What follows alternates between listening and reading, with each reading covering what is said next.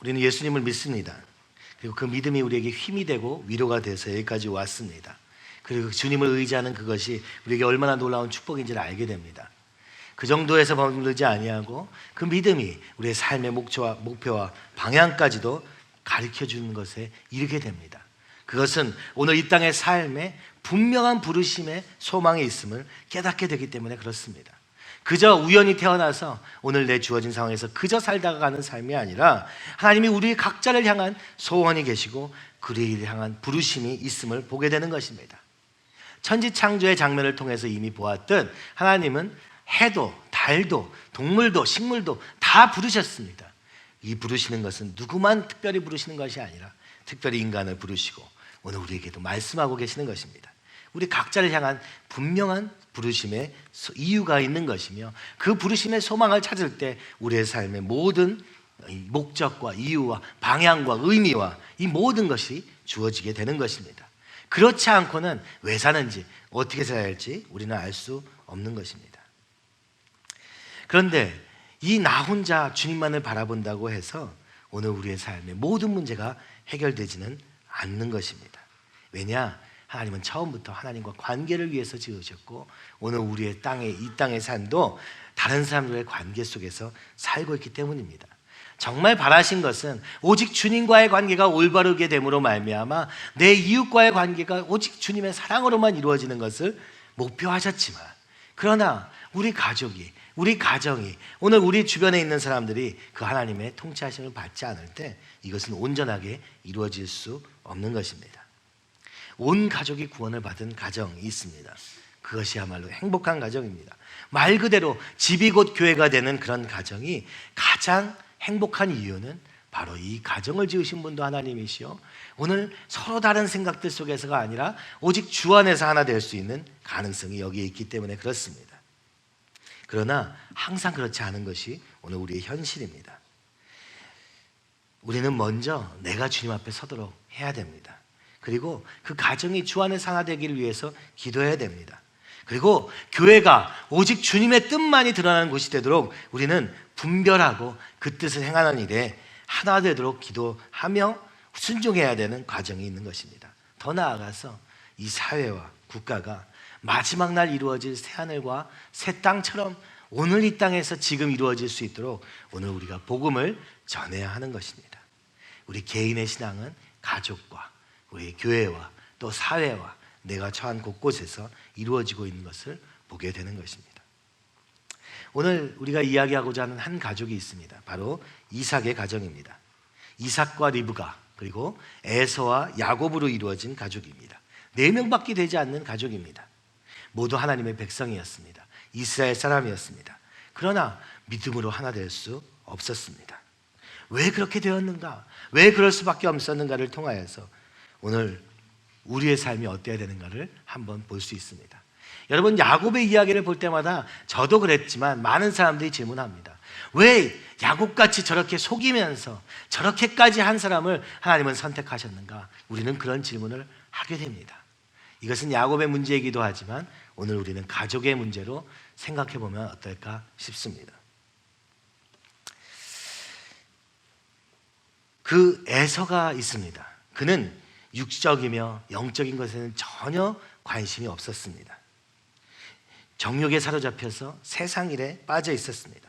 그는 겉보기에는 굉장히 담대하고 그리고 남자다웠습니다.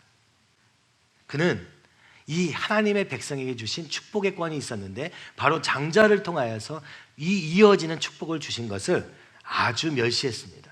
그래서 그 장자권을 팥죽 한 그릇에 팔아치울 수 있었던 것이죠. 팥죽 한 그릇에 팔아치운 것은 그가 너무 배고팠기 때문이기도 하지만 사실 그 하나님의 축복이라는 것에 별 관심이 없었음을 보여주고 있는 것입니다. 그는 좋은 옷을 입고 있었을 것입니다. 그 시대 사람들처럼 흥청방청 놀면서 즐겁게 살 수 있었음을 우리는 유추해 볼 수 있습니다. 그런데다가 그는 결혼을 통해서 아버지와 어머니에게 큰 근심이 되었다고 성경은 기록합니다. 창세기 26장 34절과 35절에 보면 에서가 40세에 헷족 속 브에리의 딸 유딧과 헷족 속 엘론의 딸 바스맛을 아내로 맞이하였더니 그들이 이삭과 리브가의 마음에 근심이 되었더라. 결혼할 때도 두 여인과 결혼했는데 모두 헷족 속의 딸이었던 것입니다. 하나님은 말씀하십니다. 우상 숭배하는 이방 민족과 함께하지 말라. 그 이유가 무엇입니까? 오늘 믿음으로 하나 되기도 너무 어려운 이 과정에 하나님이 전혀 없는 사람이 와서 하나님이 전혀 없는 생각과 하나님이 전혀 없는 삶이 하나 되기가 너무 힘들었던 것입니다. 바로 이 예서를 통하여서 데려온 이 헷족 속의 여인들을 통하여서 도저히 믿음 안에서 하나 될 수 없는 가족이 되어버리고 만 것입니다.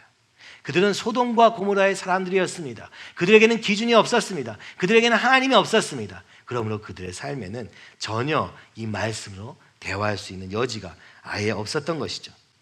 여러분, 이 이야기를 통해서 우리는 한번 기억해 봐야 됩니다. 오늘 우리가 확신하는 그 선택, 이 여인이 내가 사랑하는 여인이다 라는 그 선택이 우리 가족에게 미칠 영향에 대해서 한 번은 생각해 봐야 됩니다. 세상적으로 육적으로만 아니라 하나님 안에서 오늘 내가 하는 말과 행동이 어떤 말인지 기억해 봐야 되는 것입니다.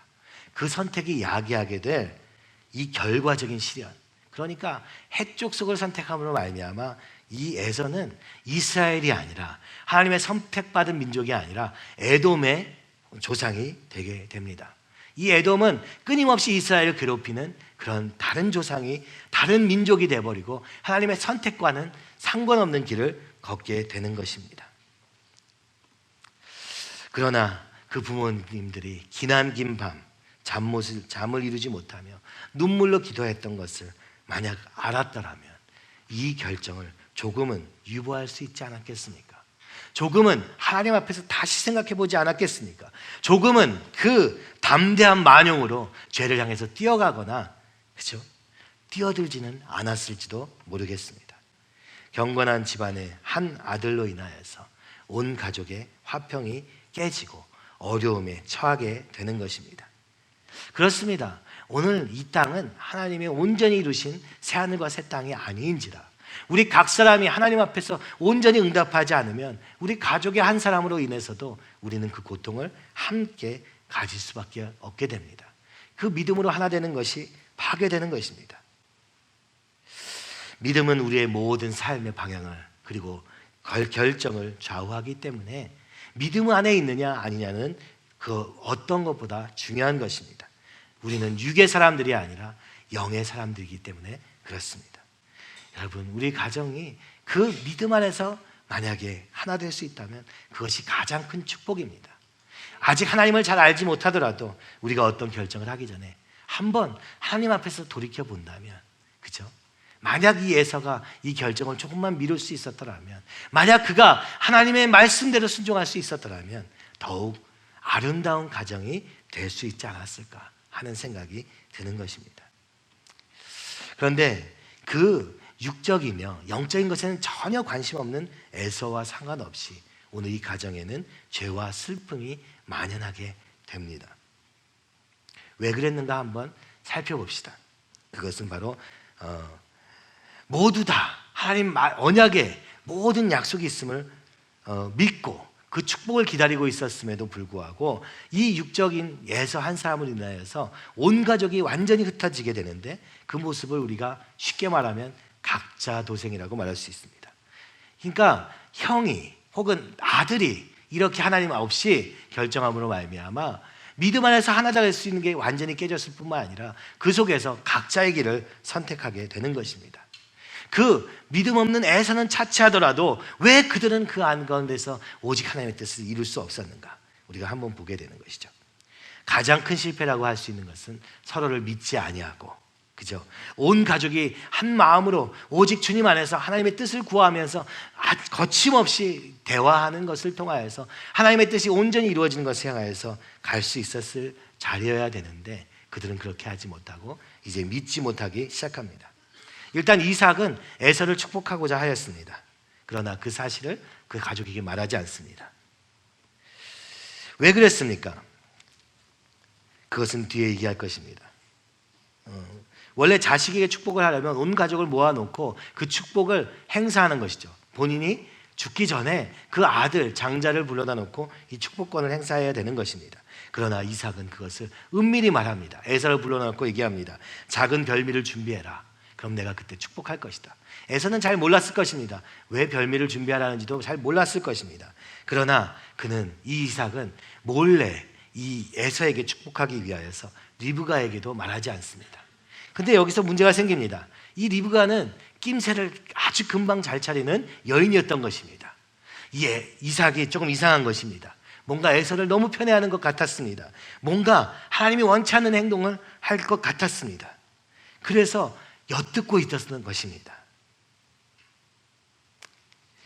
그때 이 리브가가 이삭에게 가서, 여보, 지금 당신이 하려는 일은 하나님의 뜻과 상관없는 일입니다 라고 말했어야 되는데, 그렇게 하지 않았던 이유는 이 이삭을 믿지 못했기 때문이었을 것입니다. 그리고 나름대로의 계략을 꾸미기 시작합니다. 그 이야기를 들은 야곱도 이미 오래전부터 이 아버지가 형 에서를 편애하는 것을 알고 오래전부터 계획하고, 오래전부터 이 장자권을 아주 가치 없게 여기는 이 형한테서 사기 위하여서 팥죽의 사건도 있었음을 우리는 볼 수 있습니다. 그가 만약 이 순간에 이삭에게 가서, 하나님께서 큰 자가 어린 자를 섬기라 하지 않으셨습니까? 게다가 저는 장자권을 이미 샀습니다 라고 말할 수 있었으면 좋았으리만, 그는 그렇게 행동하지 않습니다. 여러분, 우리의 가정의 문제는 언제 옵니까? 어떤 상황이 닥쳤을 때 우물쭈물하다가 그것을 주의 있게 하나님의 뜻으로 명백하게 판결내지 않음으로 말미암아 그 가정이 거룩함과 평화가 깨지는 것을 보게 되는 것입니다. 서로 다른 계획을 하며 서로 다른 생각 속에서 모든 결정을 하다가 하나님의 이름을 부르지만 그 하나님의 이름으로 하나 되지 못함으로 말미암아 그 하나님의 이름을 거룩하게 하기보다는 오히려 우리가 오늘 이 야곱의 가정을 보면서 느끼는 것과 같이 의구심을 품게 되는 것이죠. 왜 하나님은 야곱을 사랑하시고 에서를 미워하셨는가? 우리는 그런 질문을 쉽게 하게 되는 이 결과 또한 그들 모두가 이 믿음 안에서 한 가족을 이루지 못했기 때문입니다. 이사야서 53장 6절은 이렇게 말합니다. 우리는 다 양 같아서 그릇 행하여 각기 제 길로 갔거늘 여호와께서는 우리 모두의 죄악을 그에게 담당시키셨도다. 각기 제 길로 가면 아무리 하나님 안에 있다 해도 실패할 수밖에 없습니다. 예수님이 우리에게 오신 이유를 이사야서는 이렇게 말합니다. 각기 제 길로 갔기 때문이다. 모두 다 이스라엘이었습니다. 하나님의 선택하신 백성이었습니다. 하나님의 나라를 꿈꾸기도 했습니다. 그러나 왜 그들은 실패할 수밖에 없었습니까? 각기 제 길로 갔기 때문입니다. 그래서 그것을 감당할 어린 양 예수를 준비하시지 않을 수 없었다고 말씀하는 것입니다. 우리가 옳고 그름만으로는 오늘 옳은 길을 선택할 수 없습니다. 율법만으로는 하나님을 향하여 선한 선택을 할 수 없는 우리라는 것을 주님은 아셨던 것입니다. 그래서 우리 모두의 죄악을 감당할 어린 양을 준비하고 계셨다고 이사야서는 말씀하고 있는 것입니다. 오늘도 마찬가지입니다. 여러분, 우리가 주인된 자리를 내려놓지 않고는 절대로 하나님의 뜻을 선택할 수 없습니다. 그렇죠? 예수님이 십자가에서 흘리신 그 피가 바로 제멋대로 가려는 이 어리석은 어린 양과 같은, 멍청한 어린 양과 같은 우리 때문이람을 인정하지 않고는 우리의 뜻을 내려놓을 수 없으며, 그 십자가 앞에서 그렇습니다, 주님, 저는 각기 제 길로 가는 그릇 행할 수밖에 없는 죄인입니다 라고 고백하기 전에는 우리의 뜻을 내려놓을 수 없으며 주님의 십자가의 사랑이 우리의 삶에 영향을 미칠 수 없게 되는 것입니다. 구원을 받았을지 모르지만 오늘 우리의 삶에는 여전히 이 모순된 삶인 것을 볼 수 있는 것입니다. 여러분, 에어컨 좀 꺼주시기 바랍니다. 너무 추운 분도 많은 것 같은데요. 네, 야곱이 그랬듯이 하나님의 뜻을 온전히 이룰 수 없는 이유가 바로 오늘 이 우리의 어리석음을 인정하지 않는 데서부터 시작되는 것입니다. 하나님의 뜻을 꿈꾸며 이 아브라함과 이삭과 야곱의 하나님. 여러분, 이삭이 어떤 사람입니까? 아브라함 아버지가, 그 아브라함이 그를 갖다가 번제단에 올려놓을 때도 자기의 생명까지도 알면서도 드릴 수 있는 그런 순종의 사람이었습니다. 그의 인생 전부를 하나님께 드림으로 말미암아 그의 삶은 순탄하게 되었습니다. 여러분, 리브가가 어떤 사람입니까? 남편을 보지도 않았는데 하나님의 뜻이라면 내가 순종하겠습니다 하면서 먼 길을 아버지의 뜻을 떠나서, 그죠? 아버지의 가족을 떠나서 한 종의 이야기만 가지고도 그렇게 순종할 수 있는 것이었습니다. 이삭과 리브가는 어떻게 만났습니까? 오늘날 우리처럼 내 좋은 대로, 보기 좋은 대로, 내가 원하는 대로, 내 조건대로 선택하지 아니하고 오직 하나님께서 선택하신 것, 보지도 않았는데 그 뜻을 따라 선택할 수 있었던 그런 믿음의 사람들이었습니다. 그러나 그들은 오늘 이 가정 속에 이 불합리한 모습을 드러낼 수밖에 없었던 이유가 무엇입니까? 그 분명한 하나님의 뜻 안에서 그 분명한 하나님을 선포하기보다는 그저 어물쩡 그리고 자기 보기대로 좋은 것을 선택했기 때문입니다. 오늘 하나님의 절대 주권을 인정하지 않은 채 그 말씀에 따라 살기 위해서 전부를 드리지 않았기 때문이라고 성경은 설명하고 있는 것이죠. 창세기 25장 28절에 보면 이삭은 에서가 사냥한 고기를 좋아하므로 그를 사랑하고 리브가는 야곱을 사랑하였더라. 이삭은 에서를 좋아합니다. 왜냐하면 여기 성경에 보니까 에서가 사냥한 고기를 좋아함으로 라고 표현하고 있는 것이죠. 이것은 그가 사냥한 고기를 좋아했기 때문만은 아닐 것입니다. 상상해 보면 이삭이 굉장히 야곱과 같은 사람이었을지도 모릅니다. 그래서 조금 달라 보이는 이 에서를 좋아했던 것이죠. 남자답고 힘있고 강력하고 하나님의 나라는 이 정도는 돼야 되지 않을까 아마 생각하지 않았을지 모르겠습니다. 옆에 있는 주변의 사람들도 아마 에서를 훨씬 더 듬직히 여겼을 것입니다. 저렇게 남자답고 사냥을 잘하는 저들, 이 야곱과 같이 집안에만 있고 엄마하고 좀 친하고 이런 여성스러운 모습을 하나님은 그 주변 사람들은 아마 조금 쟤는 아닌 것 같아 이렇게 생각했을 것이죠. 무엇보다 원래 장자에게 축복해야 되는 그 원리가 당연히 있었기 때문에 장자를 선호하는 것은 어쩌면 당연한 일인지도 모르겠습니다. 하나님은 이 이삭에게 말씀하신 적이 있습니다. 바로 이 창세기 25장 23절입니다. 여호와께서 그에게 이르시되 두 국민이 내 태중에 있구나. 두 민족이 내 복중에서부터 나누이리라. 이 족속이 저 족속보다 강하겠고 큰 자가 어린 자를 섬기리라 하셨더라. 큰 자가 어린 자를 섬기리라. 참 신기하게도 이 쌍둥이 이 형제는 뱃속에서부터 많이 싸웠다는 것을 볼 수 있습니다. 그 장면을 보고 하나님이 말씀합니다. 내 뱃속에는 두 민족이 있다. 바로 에돔과 이스라엘이었던 것입니다. 한 민족은 하나님이 선택하신 민족이요, 한 민족은 하나님이 선택하지 않은 민족이 될 것임을 이삭에게 말씀하셨습니다. 큰 자가 아니라 작은 자이라 이미 뱃속에서부터 말씀하신 것이죠. 그래서 어쩌면 이삭은 에서가 애처로웠는지도 모릅니다. 그런데다가 그의 능력을 보면서 놀랐는지도 모릅니다. 아마 에서는 어릴 적부터 힘이 있었는지도 모릅니다. 그래서 이 태중에서도 먼저 나오죠. 이 야곱은 어떻게 합니까? 에서의 발꿈치를 붙잡고 먼저 나가기를 희망했는데 나가지 못한 모습으로 태어난 것입니다. 그러나 하나님은 그들의 모든 삶을 알고 계셨습니다. 절대 주권자이신 그분은 이 자녀들에게 모든 계획이 이미 있었으며 그것을 이삭에게 알려주셨습니다. 작은 자가 내 선택이 될 것임을 말씀하고 있는 것입니다. 왜 그렇습니까? 오늘 우리는 결과로 보게 됩니다. 이 큰 자에서는 하나님께 전혀 관심이 없었습니다. 그러니까 하나님이 그렇게 말씀하셨기 때문에 에서가 그렇게 된 것인가? 우리가 생각할 수 있습니다. 아닙니다. 그러면 에서가 그 하나님의 축복을 받고도 이렇게 거절할 수 있었는가? 아닙니다. 하나님은 이미 알고 계셨다고 이야기하는 것입니다. 하나님의 절대 주권은 우리 인간이 상상할 수 없습니다. 이미 아셨는데 오늘 우리의 그런 선택을 하게 되는 것이죠. 여러분, 오늘 우리 옆에 있는 사람을 바꿔보려고 해보십시오. 바뀝니까? 절대 안 바뀝니다. 그런데 하나님은 그걸 아셨다고 말씀하는 것이죠. 애굽을 떠나는 모세를 향하여서 바로가 완악한 마음이 있을 때 그 성경은 이렇게 기록합니다. 하나님이 그의 마음을 완악하게 하셨으므로. 그러면 하나님이 그의 마음을 완악하셨기 때문에 바로가 완악했던 것인가? 우리는 그렇게 이해할 수 있습니다. 뒤늦게 해석할 때 이렇게 설명할 수 있죠. 그러나 그 현장에서는 우리는 알 수 없습니다. 그래서 모세는 안타깝게 아마 바로에게 제발 이제라도 돌이켜라 이렇게 얘기했을 것입니다.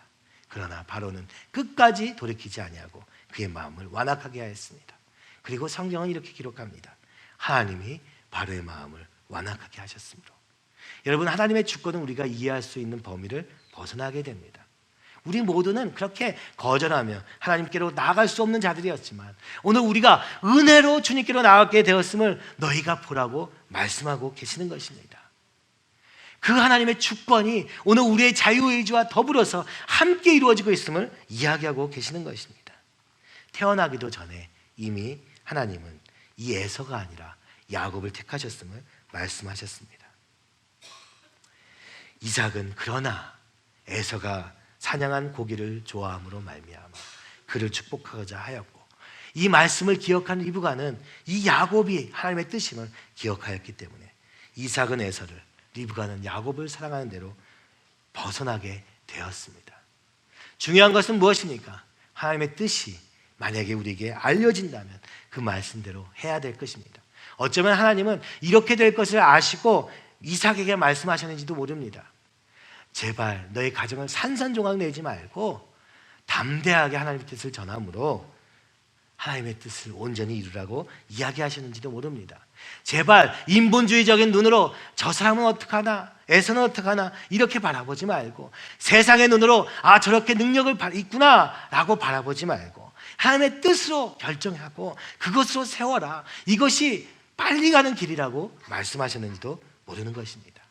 그러나 이삭은 그것은 아닌 것 같고 그것은 불쌍한 것 같고, 오늘 우리도 이렇게 질문합니다. 왜 에서는 미워하고 야곱은 사랑하였습니까? 여러분, 오늘 성경에서 보면은 그렇게 말씀하시지 않았더라도 이 에서는 절대로 하나님께 관심이 없음을 보여주고 있는 것입니다. 그가 햇조 속의 여인을 선택하는 선택을 할 수밖에 없었음을 보여주고 있는 것입니다.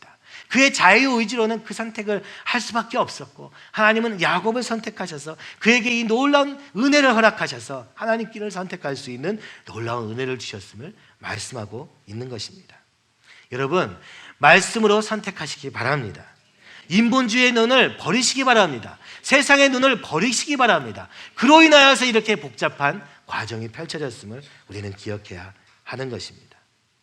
그로 인하여서 리브가는 두 아들을 만날 수 없게 되며, 그로 인하여서 야곱은 자기의 꾀를 통하여서 끊임없이 가지만 그 길은 아주 고난의 길이었습니다.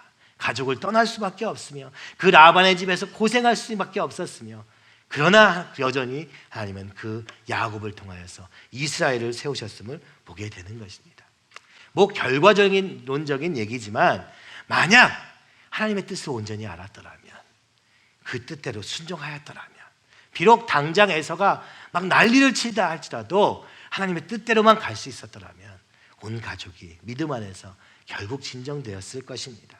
그러나 이 각자의 길을 걸어간 이삭의 이 걸음은 결국 온 가족을 완전히 산산조각 내버리게 되는 결과를 가져오게 됩니다. 조금 더 길게 보자면 이 하나님의 뜻은 온전히 이루어져 있지만 그들의 가정의 모습은 그렇게 거룩한 모습이 아니었으며, 결국 요셉의 때에 돼서야 이 가정의 갈등이 봉합되는 것을 볼 수 있습니다. 그렇습니다. 주님의 말씀만이 우리의 주인 되시도록 할 때 우리의 가정은 온전해지는 것을 볼 수 있는 것이죠. 잠시 곁다리로 가서 그럼 왜 야곱만 사랑하였는가? 이 말씀이 어디에 있는가 보니까 이제 신약에 보면은 이따가 보겠지만 로마서에 바울이 이렇게 말합니다. 내가 야곱은 사랑하고 에서는 미워하였다 하심과 같으니라 하신 말씀이 말라기 1장 2절에 있는 말씀입니다. 한번 같이 읽어보시겠습니다. 여호와께서 이르시되 내가 너희를 사랑하였노냐 하나 너희는 이르기를 주께서 어떻게 우리를 사랑하셨나이까 하는도다. 나 여호와가 말하노라 에서는 야곱의 형이 아니냐 그러나 내가 야곱을 사랑하였고. 이 말라기의 시대에 있는 이스라엘 백성들이 외치는 것이죠. 포로된 자리에서 하나님이 살아계신 거 맞습니까? 우리를 언제 사랑하셨습니까? 이렇게 외치는 것입니다. 오늘날 우리도 그렇습니다. 오늘 이렇게 안 되는데 주님이 사랑하신 거 맞습니까? 주님 이런 일이 벌어졌는데 주님이 사랑하신 거 맞습니까? 이 말라기의 백성들과 같이 외치고 있는 것이죠. 근데 말라기에 이 하나님이 응답하십니다. 내가 너희를 사랑하였노라 말했는데 너희가 믿지 않죠? 이렇게 얘기하는 것이죠. 어떻게 우리를 사랑하셨습니까? 라고 물으니까 주님이 이렇게 대답하십니다. 에서는 야곱의 형이 아니냐 그러나 내가 야곱을 사랑하였고. 아니 무슨 얘기입니까? 여러분, 이스라엘은 야곱의 자손들인 것입니다. 하나님은 오늘 우리는 이렇게 얘기하죠. 주님 이 문제가 해결돼야지 내가 사랑하는 줄 믿겠습니다. 주님 왜 나 사랑하는데 이렇게 되었습니까? 이렇게 따지는데 하나님이 이렇게 말씀합니다. 너희는 야곱의 자손 아니냐. 내가 만약 에서를 선택했더라면, 원래대로라면 너희는 절대로 축복받은 선택의 민족이 될 수 없었지 않았느냐, 이렇게 말씀하는 거예요. 이건 무슨 얘기입니까? 여러분, 오늘 우리가 구원받은 것이 얼마나 놀라운 축복인지를 깨달으라고 하시는 말씀입니다. 말라기의 이 막막한 상황 때문에 왜 이렇습니까? 내 오늘 당장의 문제 때문에 뭐 하나님이 살아계십니까? 이렇게 외치기 전에 네가 구원받은 것이 얼마나 놀라운 축복인지 기억하라고 말씀하고 있는 것입니다. 여러분, 하나님은 에서를 전부하셨습니다. 야곱도 전부하셨습니다. 여러분, 우리도 전부하십니다. 에서가 하나님을 절대로 바라보지 않을 것을 아셨습니다. 야곱은 그 연약함에도 불구하고 하나님을 바랄 것을 아셨습니다. 때로는 너무 약삭빠른 그런 자기중심적인 사람이지만 그래도 하나님께로 소원을 주실 줄 아셨던 것입니다. 그래서 오늘 말씀하십니다. 그래서 너희를 선택하였다. 그래서 너희를 구원하였다. 이렇게 말씀하고 있는 것입니다. 여러분, 오늘 우리가 에서의 입장에 있으면 억울하게 보일 것입니다. 그죠? 아니면 우리가 하나님의 자리에 있으니까 왜 에서는 선택 안 했습니까? 라고 말할 수 있는 것입니다. 그러나 우리가 야곱인 줄 깨달으면 이것이 감사의 고백으로 바뀌게 되는 것입니다. 이것이 사랑이구나. 이것이 은혜구나. 나는 야곱과 같은 자인데 나 같은 자를 구원하신 그 하나님의 놀라운 사랑에 감격하게 됨을 말라기서는 이 야곱과 에서 이야기를 하면서 말씀하고 계시는 것입니다. 말라기의 이스라엘 백성도 마찬가지입니다. 이게 뭡니까? 이렇게 외치는 것이죠. 하나님이 사랑하셨다는데 나는 믿을 수 없습니다. 이렇게 얘기하는 것이죠. 그럼 왜 그런 줄 아느냐? 네가 구원받았다는 것이 얼마나 놀라운 것인지 모르기 때문이라고 말씀하고 있는 것입니다. 내가 너를 선택하는 것이 얼마나 놀라운 은혜인지 너는 알지 못한다고 말씀하고 있는 것입니다. 왜 오늘 우리가 끊임없이 하나님 앞에서 원망할 수 있습니까? 오늘 우리가 구원받은 것이 얼마나 놀라운 축복인지 알지 못하기 때문인 것입니다. 오늘 우리는 야곱일 수밖에 없던 우리가, 죄인일 수밖에 없었던 우리가, 각기 제 길로 갈 수밖에 없었던 우리가 예수 그리스도의 피의 부르심 앞에 오늘 우리가 부름받아서 오늘 이 자리에 앉을 수 있다는 것이 얼마나 놀라운 축복인지 알지 못하기 때문에 오늘도 눈에 보이는 현실 속에서 세상의 기준으로 끊임없이 판단하고 있다고 주님은 말씀하고 계시는 것입니다. 우리는 에서를 바꿀 수 있다고 착각합니다. 아닙니다. 우리는 바꿀 수 없습니다. 하나님의 은혜로만 바뀔 수 있는 것입니다. 오늘 우리가 주님을 믿게 된 것이 얼마나 놀라운 은혜인지, 우리가 노력해서 주님을 믿게 된 것이 아니라 주님이 부르셨기 때문에 가능했다는 것을 믿는다면 왜 하나님을 믿지 않느냐? 주님이 이렇게 말씀하고 계시는 것이죠. 그 야곱을 선택하신 것이 선하신 뜻인 것을 왜 믿지 못하느냐? 오늘 우리에게 주신 이 상황에 우리를 위해서 가장 좋은 길임을 왜 믿지 못하느냐? 이렇게 말씀하고 계시는 것입니다. 우리는 알 수 없습니다. 그러나 만약 이 주님이 우리를 위해서 이 말씀을 믿는다면, 이 하나님을 믿는다면 오늘 우리에게 주어진 모든 상황이 합력하여 선을 이루실 것을 믿어야 되는 것입니다. 믿지 아니하고 내 방법을 취할 때 복잡해지는 것이며, 믿지 않고 내 방법대로 갈 때 거기서부터 혼란이 야기되는 것입니다. 이삭이 말씀을 놓쳤다면 리브가와 야곱은 무엇을 놓쳤습니까? 그는 일하실 하나님을 놓친 것입니다. 이삭이 에서를 축복하려고 하니까 계략을 세워서 야곱에게 털을 붙여가지고 예서인 것처럼 이렇게 꾸미는 것이죠. 그 작은 연회를 몰래 준비해가지고 에서인 것처럼 꾸민 것입니다. 의아했지만 눈이 가려진 이삭은 그를 알 수 없어서 축복을 야곱에게 하고 말게 됩니다. 결과적으로 하나님의 뜻이 온전히 이루어지긴 했지만 과연 꼭 이렇게 했어야지만 하나님이 그 축복을 야곱에게 이루셨을까? 아닙니다. 하나님은 오늘도 주권적으로 일하시는 분입니다. 하나님의 말씀대로 반드시 이루시는 분입니다. 오늘 우리가 잔꾀를 부려서 그 주님을 도울 이유가 없는 것입니다. 가만히 서서 여호와의 구원을 보라 하신 말씀대로 이 홍해 바다파에서 우리가 할 수 있는 것은 아무것도 없는 것입니다. 하나님의 이루실 뜻을 바라보며 온전히 의뢰할 수 있었더라면 좋지 않았을까 하는 생각을 해볼 수 있습니다. 그죠? 만약 이삭이 에서를 축복하는 자리에 간다 할지라도 하나님이 개입하셔서 못하게 하시고 이 야곱에게 축복을 돌리셨을 것입니다. 근데 그것을 믿을 수 없기 때문에, 그죠? 그 계략을 발동하고 있는 것입니다. 오늘 우리도 마찬가지입니다. 하나님은 하나님의 뜻대로 이루실 것입니다. 우리를 향한 계획을 이루실 것입니다. 우리가 해야 되는 것은 믿음으로 순종해야 되는 것이지 내 지혜로 하나님을 돕기 위해서 무언가를 해야 되는 것이 아닌 것입니다. 우리의 주제를 알아야 됩니다. 우리의 분수를 파악해야 됩니다. 하나님이 이루실 것임을 기억한다면 하나님의 말씀만 붙잡고 말씀대로 이루실 것을 기대하며 그 속에서 주어지는 순종을 해야 될 것이지 내가 앞서가서 내가 하나님이 되어서 내가 하나님을 도우리라 하는 이 착각은 아주 허무맹랑할 뿐만 아니라 오히려 하나님의 길을 희미하게 만드는 결과를 나타나게 되는 것입니다. 만약 리브가가 그냥 잠잠히 하나님의 인도하심을 바랬더라면, 만약 야곱이 잔꾀로 거짓말로 그 일을 이루지 않았더라면, 오늘 우리에게 보여지는 모습 속에서 우리는 보는 것이죠. 그럼 하나님의 뜻을 이루기 위해서 거짓말하는 것이 옳습니까? 야곱을 보면서 이야기하는 것입니다. 하나님은 그렇게 말씀하시는 게 아니에요. 하나님의 뜻은 하나님이 온전히 이룰 것이니 너희는 그것을 바라보기만 하면 되는데, 야곱은 그럴 수 없었다. 그래서 자기 꾀를 썼다. 그래서 거짓말까지도 했다. 그러나 하나님의 뜻이었기 때문에 그래도 하나님은 용서하셨다라고 우리에게 말씀하고 있는 것입니다. 여러분, 우리가 오직 주님의 뜻만 바라보는 가족이 되기를 간절히 소원합니다.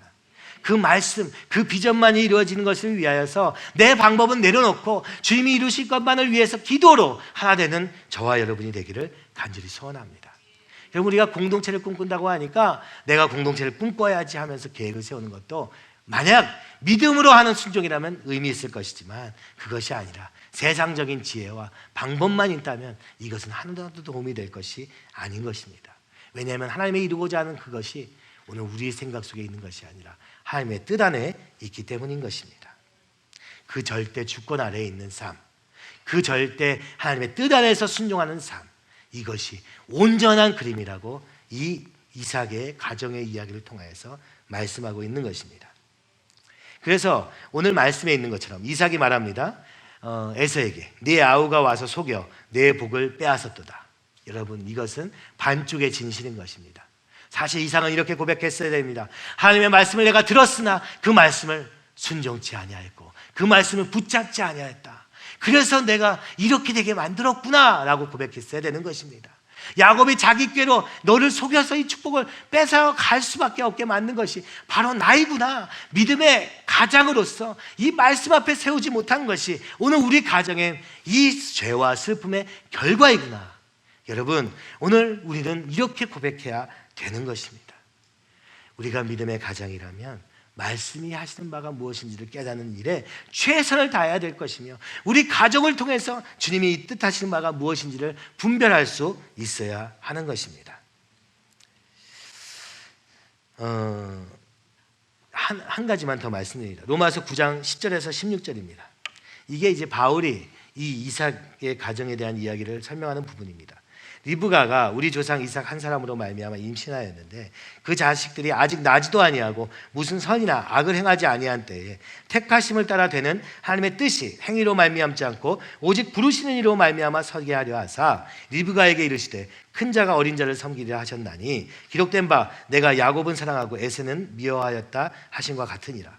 그런즉 우리가 무슨 말을 하리요? 하나님께 불의가 있느냐? 그럴 수 없느니라. 모세에게 이르시되 내가 긍휼히 여길 자를 긍휼히 여기고 불쌍히 여길 자를 불쌍히 여기리라 하셨으니 그런즉 원한 자로 말미암음도 아니요 다른 박질하는 자로 말미암음도 아니요 오직 긍휼히 여기시는 하나님으로 말미암음이니라.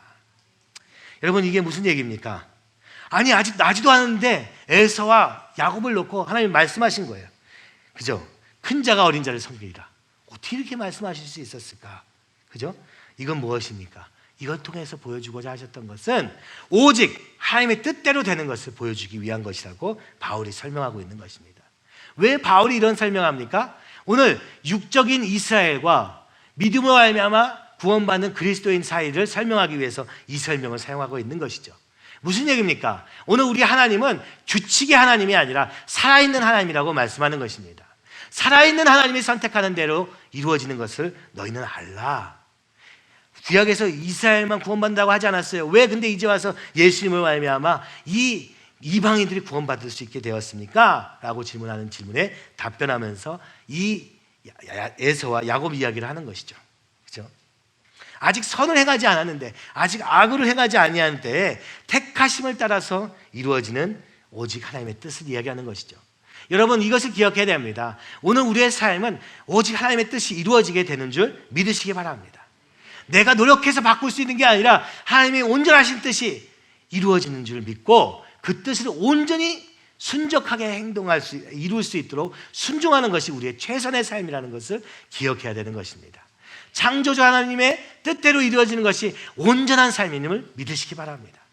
오늘 우리의 삶에서는 그렇지 않죠. 여러분, 하나님을 위해서 하는 것이 무슨 큰 헌신인 것 같고 무슨 큰 손해인 것 같이 생각하는 것, 이것이 하나님을 떠난 삶인 것입니다. 이것이 창조주 앞에 있지 않은 삶이기 때문에 오늘 우리의 가정 속에 끊임없는 싸움과 분란과 일치될 수 없는 것이 있는 이유가 바로 하나님을 떠났기 때문인 것이며, 우리의 인생에 문제가 있는 이유가 하나님을 떠났기 때문인 것입니다. 오늘 주님이 말씀합니다. 오직 부르시는 자로 말미암아 서게 하려 하사. 오직 하나님으로 인해서만 가정이 세워집니다. 오직 하나님으로 인해서만 우리의 믿음이 세워집니다. 오직 하나님으로 인해서만 이 하나님의 나라가 세워집니다. 무엇을 봐야 됩니까? 하나님 아닌 것으로 서려고 하는 그 잘못된 시도들을 다 끊어내야 되는 것입니다. 이삭이 자기의 원한 대로 예서를 세우려고 하는 것을 끊어내야 되는 것입니다. 리브가가 자기의 괴락으로 그 세우려고 하는 것을 끊어내야 되며, 야곱이 속임수로 그 하나님의 축복을 얻으려고 하는 것을 끊어내야 되는 것입니다.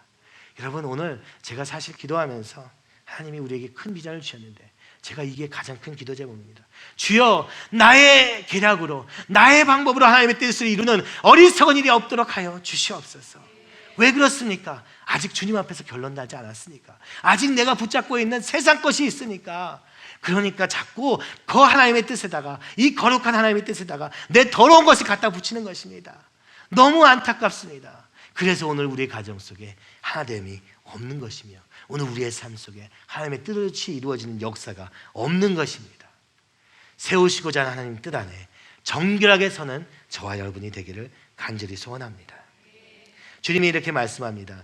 그래서 내가 야곱은 사랑하고 에서는 미워하였다 하신 것이 너희가 생각하는 것처럼 그렇다면 하나님이 불효하시기 때문에 야곱을 편애하신 것이냐? 그럴 수 없느니라 말씀하면서 모세에게 말씀하신 말씀을 인용합니다.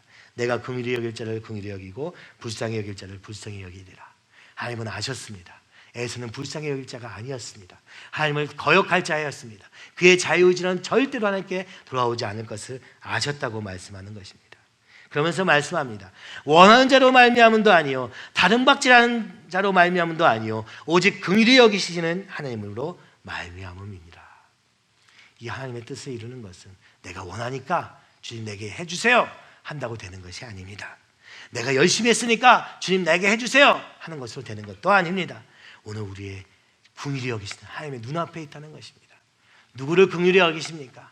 마음이 가난한 자를 긍휼히 여기십니다. 오직 주님만을 향하여서 순전하여 마음과 뜻과 정성을 다하여 하나님께로 향한 자를 주님이 긍휼히 여기시며 그를 통하여서 이 하나님의 나라를 세우시기를 소원하고 계시는 것입니다. 만약 그런 의사가 우리라면 더 이상 내 것을 빨리 던져버려야 됩니다. 야곱은 선택받은 자였으나 그 자신의 이 계략, 자기의 방법이 너무 뛰어나서 수많은 시간을 돌아가면서 그러나 결국 하나님의 뜻을 이루게 하셨습니다. 그러나 저는 이런 소원이 있습니다. 주님, 내 성격대로 마시고 내 방법대로 마시고 오직 주님의 뜻만 드러나는 삶이 되게 하여 주시옵소서. 12명의 아들을 다스린 이스라엘이 되었으나 그 이스라엘의 모습은 너무 초라해 보였습니다. 너무 거룩하지 않아 보였습니다. 그래서 오늘도 그 본문을 보면서 우리도 질문하게 되는 것입니다.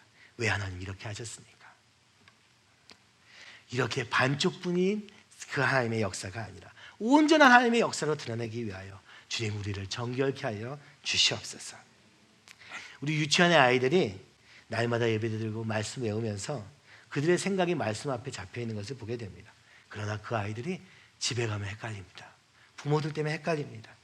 성경은 우리가 교회 안에서 예수님 안에서 한 가족이라고 말하는데 우리의 가족들은 우리는 서로 다른 사람이야, 나라도 각자 살아야 돼 라는 생각들이 외쳐나오고 있는 것입니다. 오늘 우리가 정말 주님이 우리를 부르신 한 가족이라고 믿는다면 그렇다면 오늘 우리에게 허락하신 그 부르심의 소망인지를 너무나도 간절히 알고 싶을 것이며, 그것을 조금만 안더라면 우리가 순종함으로 함께 이루어갈 수 있을 것입니다. 그러나 우리의 모습은 어떻습니까? 다른 교회에 많은 사람들이 와서 이렇게 하나 된 교회가 없습니다 라고 놀랄 만한 놀란 모습이기는 하지만, 주님이 뜻하신 그 소원 안에서 온전히 하나 되지 못할 때도 있음을 보게 됩니다. 여러분, 이렇게 될 때 그 가정 안에는 죄와 슬픔이 가득하게 되는 것입니다. 구원받고도 그렇게 될 수 있다는 것입니다. 구원받지 않으면 아예 가능성이 없지만, 구원받고도 그 구원의 은혜와 감격이 우리의 삶을 가득하지 못한 채 반쪽뿐인 그런 구원만 받는 믿음으로 남게 될 때 너무 안타까운 것 같습니다. 저는 이 말씀을 준비하면서 이런 생각이 듭니다. 주여, 오직 주님의 뜻만이 세워지는 가정 되게 하여 주시옵소서. 오직 주님의 뜻만이 세워지는 제가 되게 하여 주시옵소서. 주님의 뜻만이 이루어지는, 그리고 주님이 이루시는 그런 교회 되게 하여 주시옵소서. 그리하여 오늘 이 땅에 보여지게 하여 주시옵소서. 야곱과 같은 삶이 아니라 온전한 모습으로 오직 주님의 뜻이 주님의 뜻대로 이루어지는 놀라운 현장이 이곳에 있게 하기 위하여서, 오늘도 우리 안에 있는 더러운 것들과 주여 세상의 것들은 제하여 주시옵시고 오직 주님만이 드러나 시옵소서. 그래서 말씀대로 순종하고 말씀을 그대로 듣고 그대로 순종하는 우리가 될 수 있도록, 그래서 가정들이 주 안에서 하나 될 수 있도록, 그리고 그 가정들이 모여서 이 주님만의 뜻만이 세워지는 교회가 될 수 있도록 위해서 우리 함께 기도하시기를 간절히 바랍니다.